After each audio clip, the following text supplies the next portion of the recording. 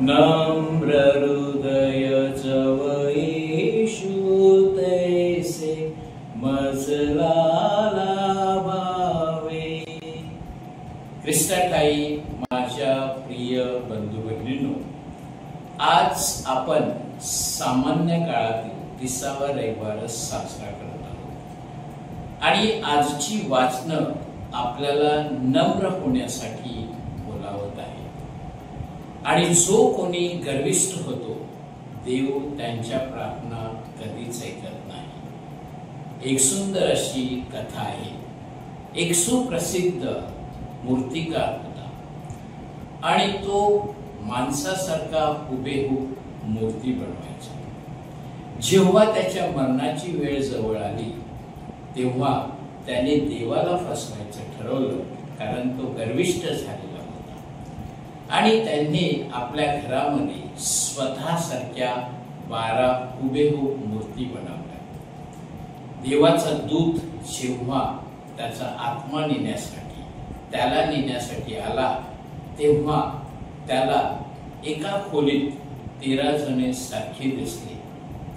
आता कोणाला नक्की न्यायचं म्हणून दूत गोंधळून गेला आणि तो देवाकडे गेला आणि देवाला आपली अडचण सांगितली।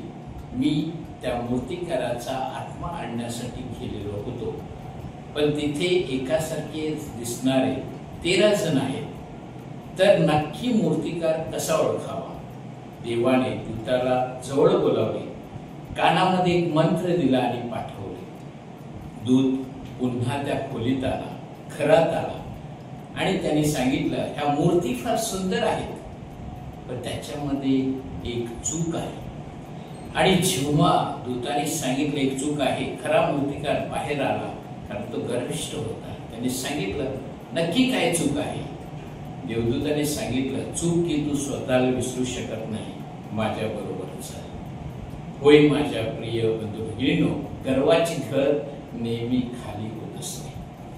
आणि आजचं जे पहिलं वाचन जे सिराक या पुस्तकातून, ज्ञानग्रंथ ह्या पुस्तकातून घेतलेलं आहे, ते आपल्याला सांगत आहे की देव जे नम्र असतात त्यांच्या प्रार्थना ऐकतो आणि त्यांच्या जवळ जातो आणि त्यांना आपल्याकडे बोलावतो। आणि जो कोणी नम्रतेने लोकांकडे, देवाकडे जातो, देव त्याला आपलं कार्य करण्यासाठी निवडत असतो। आजचं जे दुसरं वाचन आहे संत पौलाने तितास लिहिलेल्या पत्रातून घेतलेलं आहे। संत पौल सांगतो, मी माझं युद्ध कार्य पूर्ण केलेलं आहे आणि देव माझ्या ठाई विश्वास, प्रेम, प्रार्थना वाढीस लाव। आजचं जे शुभवर्तमान आहे संत लूकच्या शुभवर्तमानातून घेतलेलं आहे, ते आपल्याला एक महत्वाची शिकवण देत आहे। जेव्हा आपण देवाजवळ प्रार्थना करायला जातो तेव्हा मी काय केलं, माझा गर्विष्ठपणा मांडू नये, तर थोडक्यामध्ये आपली जी विनंती काय आहे, जी प्रार्थना आहे, ती देवाला सांगायची असते, कारण देवाला सगळ्या गोष्टी माहीत असतात। या कथेमध्ये आपण 2 व्यक्ती बघतो, एक जकातदार आणि दुसरा परुषी।